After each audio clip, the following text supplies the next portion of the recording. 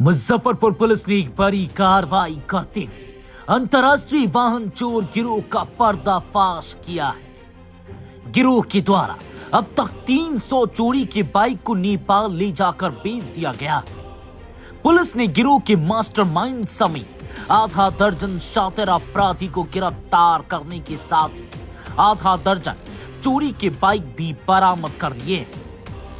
दरअसल मिठनपुरा थाना पुलिस को सूचना मिली कि शक्तिनाथ हनुमान मंदिर के पास कुछ संदिग्धों द्वारा बाइक चोरी का प्रयास किया जा रहा है। सूचना पर पहुंची पुलिस टीम ने उक्त स्थान पर छापेमारी कर एक युवक को मौके से गिरफ्तार किया।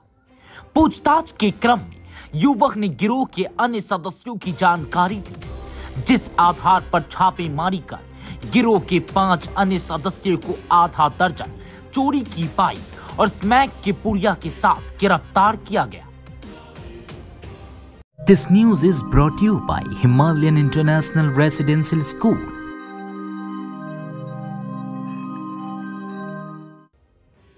बैठ जाइए ना।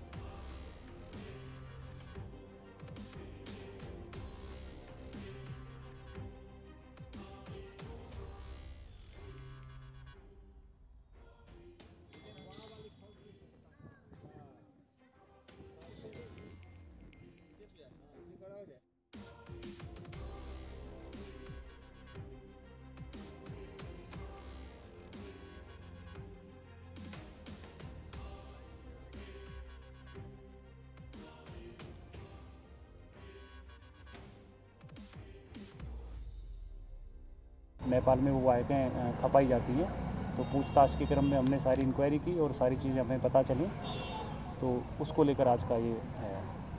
कहाँ इन लोग का तार जुड़ा हुआ, कैसे ऑपरेट करते हैं गैंग को लोग? इसमें कुछ व्यक्ति मुजफ्फरपुर से जुड़े हुए हैं, कुछ अपराधी हैं जिन पर पूर्व में भी केस दर्ज हो चुके हैं, जिसमें एक अभियुक्त है मनीष नाम से है। वो पहले रैकी करता है, रैकी के पश्चात उसका सहयोग करने के लिए एक भोला नाम का अभियुक्त है, वो उसके साथ जाता है। जाने के पश्चात वो फिर कॉल करता है कि बाइक उठा ली गई है। फिर वो नेक्स्ट व्यक्ति को ट्रांसफ़र करता है, जो नेपाल के जो गैंग के जो सदस्य हैं उनको जानता है। फिर वो मुजफ्फरपुर आते हैं नेपाल के व्यक्ति, वो उस फिर गाड़ी को यहाँ से ले जाते हैं बॉर्डर से। और फिर बाद में बाइक पूछताछ के क्रम में पता चला कि नेपाल के रास्ते नेपाल में बेच दी जाती है ज़्यादातर बाइक। अब तक कुल कितने गाड़ी का खरीद कर चुके हैं? एग्जैक्ट डाटा तो बताना मुश्किल है, लेकिन इंटरोगेशन में उन्होंने बताया कि हम करीबन 2 साल से काम कर रहे हैं। विशेषकर जो मनीष है उसने बताया है कि 2 साल से कर रहे हैं। तो हम पूछे तो उन्होंने मोटा मोटा बताया कि 300 के आसपास हम अब तक बाइक चोरी कर चुके हैं। कीमत पर क्या लगाता है बाइक का, कुछ बताया ये लोग? कीमत वो अपने हिसाब से लगाते हैं, जितना लग जाए 15,000 20,000 में, जो भी कस्टमर उनको जैसा मिल जाए उस हिसाब से। चोरी की बाइकें हैं, चूँकि बहुत महंगे दामों में तो बिकेंगी नहीं, वो तो बहुत कम दामों में जाती हैं, तो उसको ख़रीदने वाला भी एक तरह से अपराधी हुआ कि उसको पता है कि चोरी की प्रॉपर्टी है, इसको क्यों ख़रीदना है। तो अभी जो हमने जब्त की थी उसमें 6 बाइक जब्त की हैं, उसमें 4 मोबाइल जब्त किए हैं और 25 पुड़िया हमने इसमें किन लोगों से जब्त की हैं। सर मेन कौन है?